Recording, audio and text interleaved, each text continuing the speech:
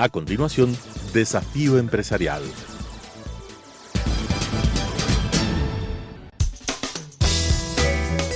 Clasificación B, bajo supervisión de un adulto.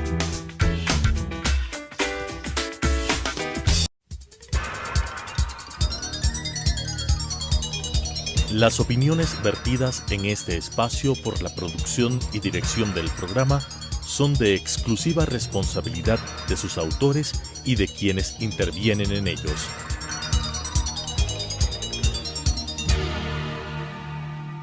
Telesucesos Canal 29 UHF presenta Desafío Empresarial, un programa para dar a conocer el mundo de la empresa y del mercado de valores, esenciales para el desarrollo del país, con la conducción de la doctora Mónica Villagómez. Desafío Empresarial. Señores televidentes, este día Desafío Empresarial quiere estar con ustedes para presentarles a un joven ejecutivo del mercado de valores ecuatoriano, que es Washington Toasa. Él es el presidente ejecutivo de Merchant Valores, una casa de valores de mucha tradición. Está a cargo de la presidencia desde hace más de 2 años y ha tenido logros muy interesantes durante su gestión. Washington trabajó en la Bolsa de Valores de Quito, fue el director administrativo, pero además es un experto en marketing, es un ingeniero comercial con mención en marketing, y además Washington trabajó en la superintendencia de compañías junto al superintendente Fabián Albuja. Luego de eso se incorporó al sector privado nuevamente y está en Merchant Valores desafiando al mercado de valores que ha estado tan decaído en los últimos años, pero que en el año 2018 comienza nuevamente a verse su reactivación gracias precisamente a la iniciativa de quienes lo componen. Bienvenido, Washington, un gusto tenerte aquí. Gracias. Vamos a conversar hoy contigo de 2 temas. Un tema es cómo ha evolucionado el mercado de junio del año pasado a junio de este año, algo breve, ¿no? Y si tú puedes determinar 2 o 3 causas que a tu criterio han servido para esa reactivación o ese inicio de la reactivación. Y en segundo lugar también me gustaría conversar contigo sobre alternativas de financiamiento, tomando en consideración que tu casa de valores es una de las más expertas en esa materia. Muchas gracias por la invitación, Mónica. Muy agradecido realmente por estar acá. A ver, desde el punto de vista transaccional, lo que ha ocurrido desde junio del año pasado hasta este junio, que ya podemos hacer un balance interesante, son señales positivas las que podemos encontrar.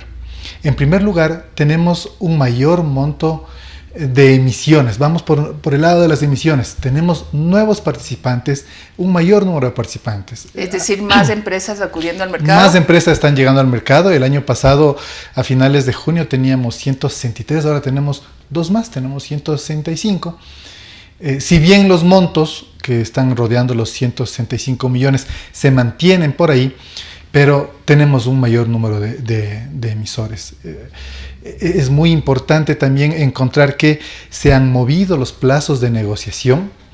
Si es verdad que estamos entre 160 días a 120 días las negociaciones, eso sigue siendo entre 30 y 35% de las negociaciones totales, pero sí, ¿pero ese es el plazo promedio ponderado? Es el plazo promedio ponderado de las negociaciones que se están haciendo en bolsa en mayor medida. Hay de todos los plazos, pero esas son bien importantes. Y las otras son aquellas que se hacen a 1 año y un poquito más de 1 año. Y estas de más de 1 año sí han crecido de manera importante. Y ahora podemos encontrar emisiones que van hasta 7 años. Entonces, eso nos da la idea de que vamos sintiendo en el mercado mayores certezas para acudir a él, a financiarse y por otro lado para invertir, porque la buena noticia también de esto es que está colocado casi todo lo que se ha emitido durante este semestre. Salvo una emisión que todavía no sale al mercado, pese a que ya está aprobada, el resto está colocado en un 98%. Es decir, ¿hay un ambiente de más confianza? Hay un ambiente de más confianza, se puede percibir eso en este movimiento incluso de las tasas de interés, que vemos nosotros que a largo plazo han bajado, y han bajado sustancialmente. Mientras el año pasado podríamos tener que en operaciones de largo plazo, mayores a 1 año, el financiamiento estaba alrededor del 12, 13%, ahora podemos tener financiamientos del 9, 9,5%. Eso es importantísimo en el mercado. Es muy importante. Y frente al sector financiero, hablemos de la banca tradicional, ¿estamos en este momento en el mercado de valores con una mejor propuesta de tasa o estamos por ahí? Estamos por ahí. Realmente esa no es la apuesta en este momento del mercado de valores desde mi perspectiva. Más bien son las condiciones. El plazo es lo que más le vuelve atractivo al financiamiento en el mercado de valores. El plazo y la composición de ese plazo. ¿A qué me refiero? Específicamente a que las compañías pueden generar estructuras financieras o colocar sus papeles, ¿no es cierto?, con una estructura que no les ahogue la liquidez. Es decir, si es que su capacidad de pago es semestral, pues hacemos una estructura con pagos semestrales. Una estructura puede tener pagos trimestrales de interés, capitales cada semestre, etc. Una forma que se adapte a la necesidad de la compañía, tanto en el plazo como en la forma de amortizar la deuda, y esto le permite no estar ahogado con temas de iliquidez, que este es un momento crítico donde hay que atender eso para las empresas. Que ese es uno de los propósitos del mercado de valores, precisamente el poder adaptar las condiciones de las estructuraciones de papeles que se hacen a las necesidades no solamente del emisor, es decir, no solamente de la compañía que sale a captar los recursos, sino también del inversionista, es decir, al apetito del inversionista. ¿Cómo han logrado, con esto que tú me dices, unir la punta del inversionista con la punta del emisor? De acuerdo con la apreciación, y en ese sentido, en Merchant Valores nosotros tenemos una práctica de años. Es un focus group que nosotros le denominamos lectura de mercado, que es que cuando nosotros generamos una estructura, hacemos una presentación, aún sin tener aprobaciones, nada, cuando estamos generando la estructura, nos reunimos con colegas, casas de valores muy profesionales del mercado, inversionistas institucionales importantes, y les presentamos tanto al emisor como a la estructura. Y recibimos retroalimentación de qué les parece, y siempre van a tener comentarios que a uno le enriquecen, porque quienes te están observando, quienes están comentando, son profesionales muy calificados. De tal manera que para nosotros esa siempre ha sido una herramienta muy útil para poder sintonizar justamente la necesidad de la compañía emisora con el apetito del inversionista. Bueno, has unido apetito del inversionista con la necesidad del emisor. Pero hay un tercer factor que tiene mucho peso cuando uno adquiere un valor, y es la calificación de riesgo. Y en este país hemos estado acostumbrados a la adquisición de valores que siempre tengan entre A y AAA. ¿Ha habido un cambio en la concepción del inversionista al respecto del mercado en general, o todavía seguían por altas calificaciones de riesgo? Mantiene el mercado ese comportamiento. Ese comportamiento no ha variado mayormente. Sin embargo, creo que es importante hacer un poco más extenso este análisis del tema de la calificación de riesgo. Y es que todavía no podemos tener nosotros, claro, en el país, una curva de rendimientos, voy a utilizar este término, conforme al riesgo que el papel está declarando en su calificación de riesgo, conforme a esta opinión profesional que hace una calificadora de riesgo, ¿no es cierto? Y nosotros podemos ver en este momento que tenemos emisiones que tienen una calificación de riesgo AA a 5 años y se financian al 8,5%, y otra compañía con el mismo riesgo AA se financia al 9,25%. Entonces, o sea, no tiene eso sentido. nos está diciendo, exactamente, no tiene sentido, y eso nos está diciendo que hay algo que necesitamos ajustar. Hay algo que necesitamos ajustar. Tenemos una AAA a 5 años que se financia al 7%, y tenemos otra AAA a 5 años que se financia al 8%. No tiene sentido. Entonces, ¿por dónde debe venir ese ajuste? ¿Es un tema cultural? Cultural el momento técnico. Cultural el momento de la compra, de fijarme en la calificación, pero técnico desde el punto de vista, me parece, de la calificación, de la metodología empleada. No sé si los criterios que utilizan, no sé si deberían ser más las calificadoras más estándares, más internacionales, no sé, faltaría analizar un poco más este tema en detalle, y desde ese punto de vista tal vez los reguladores, el mercado en general, podríamos hacer una causa común para que este elemento específico del mercado tenga un mayor nivel de consistencia. Eso es lo que buscaríamos, ser consistentes, la calificación con la tasa.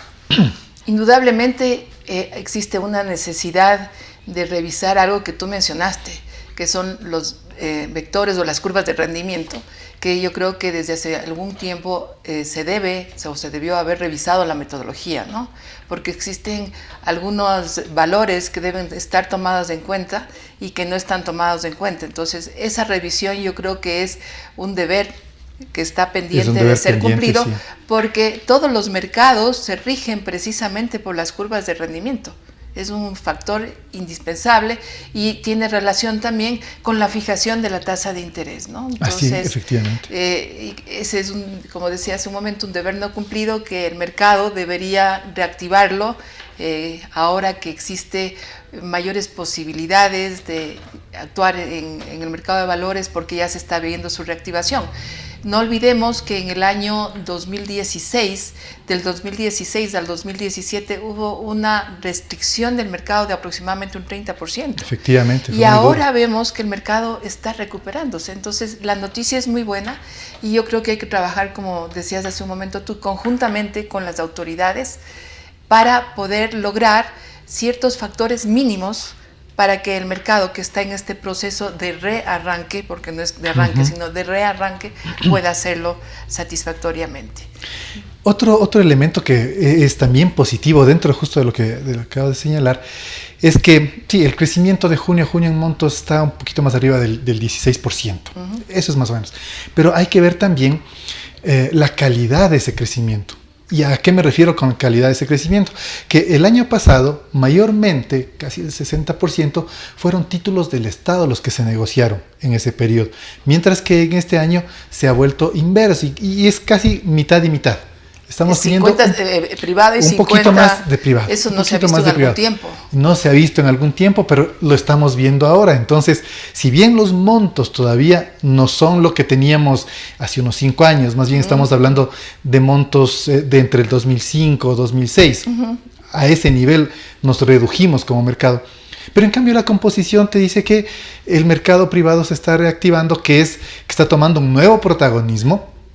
Y eso en cambio te da también una señal de fortaleza, de que el mercado de valores está que en los últimos años eso se desvaneció, porque prácticamente el enfoque del mercado y un poco dirigido por el Instituto Ecuatoriano de Seguridad Social estaba más bien a la compra de bonos del Estado, a certificados de tesorería y muy poco a los valores emitidos por el mercado privado.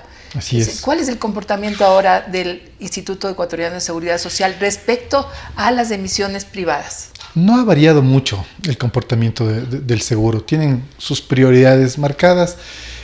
Creo que la iliquidez también que en general de la economía ecuatoriana y del Estado en particular les condiciona sus actuaciones.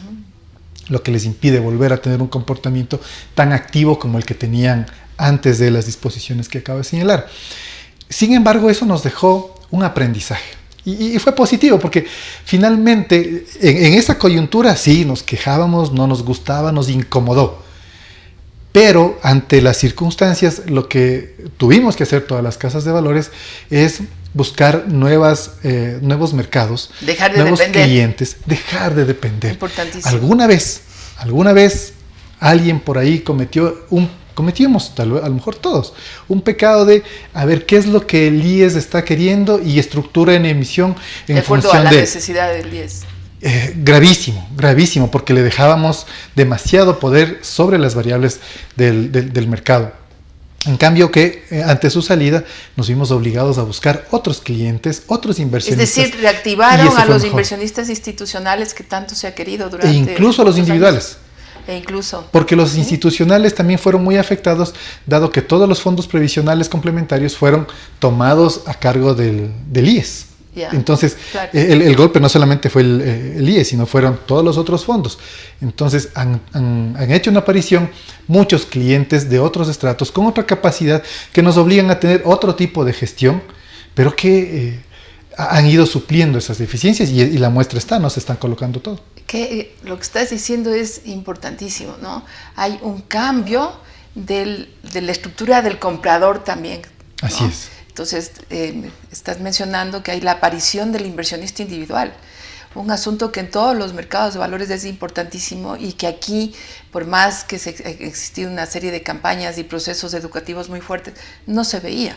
Pero esa aparición del inversionista institucional toma importancia en cuanto denota que el inversionista institucional ya tiene un mensaje de que sus posibilidades de inversión de los ahorros no solamente está en la compra de certificados de depósito, que es lo clásico, o de pólizas de acumulación, sino que puede incursionar con otro tipo de valores que son de renta fija también, pero que además tienen un proceso muy ordenado de oferta pública y una calificación de riesgo que les permite tomar una decisión muchísimo más, así es. La palabra que se usa es muchísimo más inteligente, pero lo que se refiere es a muchísimo más informada. Así es. Entonces, qué importante que las casas de valores estén y las bolsas de valores estén conscientes de ese resurgimiento o surgimiento del inversionista privado para enfocar hacia ellos las emisiones y dejar de depender tanto del inversionista institucional principal, que es del Seguro Social. Ahora bien, creo que en el estado de cosas que está el país y que está el mercado de valores, no podemos creer que el inversionista individual va a sustituir al inversionista, desde luego que no, al institucional. Entonces, ¿qué es lo que están haciendo hacia el inversionista institucional también? Me estoy refiriendo al inversionista institucional privado, que durante mucho tiempo estuvo como muy pasivo frente al mercado. A ver, vamos desde el punto de vista de estructuras. ¿Qué es lo que hemos hecho para poder atraer tanto al uno como al otro? Y es generar distintos tipos de estructuras. Dentro de una misma emisión, para una misma empresa, lo que hemos generado son distintas series de papeles. Yeah. Hay unas series que tienen unas características de más largo plazo, amortizaciones más largas, que le sirven a un inversionista institucional, que pueden entrar en su portafolio y se acomodan, por ejemplo, a las aseguradoras. Les interesa. Que es algo bueno también, que las aseguradoras ya tienen una mayor participación en el mercado. Una importante participación, claro que sí. Y de otro lado, por ejemplo, se generan estructuras de más corto plazo, y a lo mejor estructuras que paguen el capital al final, al vencimiento del papel. ¿Por qué? Porque el inversionista individual, si es que uno le paga, digamos, trimestralmente, nuestra falta de cultura de ahorro hace que ese inversionista individual se gaste la plata, se gaste los recursos, ¿no es cierto? Tanto la parte de capital como la parte de interés. Mientras que si nosotros le pagamos al final, hacemos una estructura que pague al final del papel su capital, el inversionista siente que guardó su dinero y claro, en el transcurso estuvo recibiendo intereses que le sirvieron probablemente para solventar gastos o para ahorrar. Pero el capital se le guardó. O para reinvertir también. O para reinvertir. Es que es un poco trasladar el concepto de la costumbre que ha existido aquí de invertir o ahorrar en una libreta de ahorros o un certificado de depósito que normalmente le da pagos periódicos y le devuelve el capital al final. Entonces, es trasladar ese concepto a esta estructuración. Entonces, va muy apegada a lo que se ha venido haciendo por parte de las personas naturales cuando eso les tiene cómodos. Claro. Eso les da comodidad. Entonces, no tenemos por qué no generarle un producto que le mantenga esa comodidad. Claro, por supuesto. Tal vez algo que sí es importante, que este es un tema de años, ¿no? Que hemos tenido a lo mejor periodos cortos en los que esto no ha sido así, pero sí se necesita darle mayor competitividad al mercado de valores a través de acortar los plazos de aprobación, de autorización de las emisiones. Ese siempre sigue siendo un hándicap de nuestro mercado. Y que puede llegar a cansar. ¿Qué plazo más o menos tienes ahora para una aprobación de una oferta pública?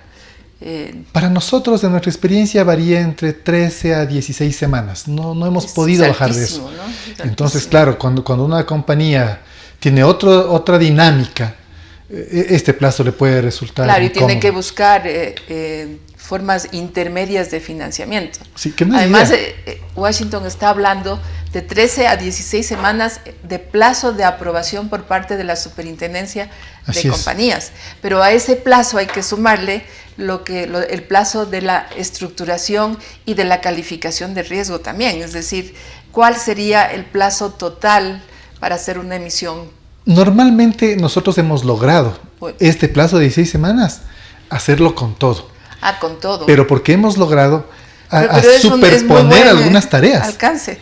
Por ejemplo, nosotros cuando empezamos la estructura, claro, o sea, normalmente funcionaría como lo acaba de describir, pero ¿qué hemos nosotros logrado? Que cuando nosotros empezamos, sugerimos que inmediatamente se empiece también el trabajo de la calificadora de riesgo, la contratación de la calificadora, de tal manera que podemos nosotros ir generando la estructura y la calificadora nos va evaluando y nos va criticando y nos va haciendo su trabajo. Cuando nosotros hemos tenido ya la estructura, ellos ya pueden revisarla, pueden empezar a armar sus criterios, su calificación, hacer sus comentarios. Mientras tanto, se pueden ir armando, en el caso de las titularizaciones, los fideicomisos, etc. El asunto es justamente ir de la mano para poder acortar estos tiempos. Caso contrario, si es que no hiciéramos esto, lo que nos pasaba anteriormente, a esto teníamos que sumarle un mes al menos adicional a las 16 semanas, 4 semanas más. Qué importante concebir desde las gerencias de las casas de valores este tipo de detalles que parecen que no son importantes, pero son importantísimos para el resultado final. Washington, para finalizar, hace un momento mencionamos esta reactivación que se comienza a ver en el mercado y yo indiqué que se veía que hay un mayor clima de confianza. ¿Tienes algún otro elemento importante que tú creas que abona para esta reactivación del mercado? Me parece que los cambios de política que ha tenido el gobierno, de política económica básicamente, esas certidumbres de apertura de mercados que vemos ahora que se firman convenios hace poquito con los países nórdicos, ese tipo de señales le dan confianza. Tenemos una ley que se está tramitando en la Asamblea que esperamos que en su mayor alcance pueda ser positiva. Esas señales me parece que son fundamentales para que el mercado en general vuelva a confiar, vuelva a tener el coraje de volver a arriesgarse, porque realmente es tomar riesgos, ¿no? Y si no, no crecería este mercado. Muy bien, te agradezco muchísimo. Siempre es importante escuchar la voz de la gente más joven del mercado, ¿no? Que tiene una propuesta a veces un poco diferente, pero es una propuesta de valor que realmente está dando resultados y ya lo estamos viendo. Me alegro de haberte invitado y ver tu visión y la visión de la compañía que representas. Un gusto. Gracias a ustedes, señores televidentes.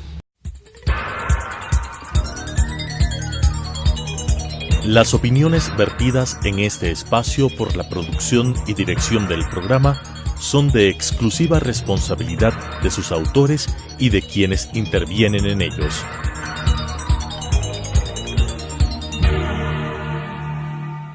Telesucesos Canal 29 UHF presentó Desafío Empresarial, un programa para dar a conocer el mundo de la empresa y del mercado de valores esenciales para el desarrollo del país, con la conducción de la doctora Mónica Villagómez. Desafío Empresarial.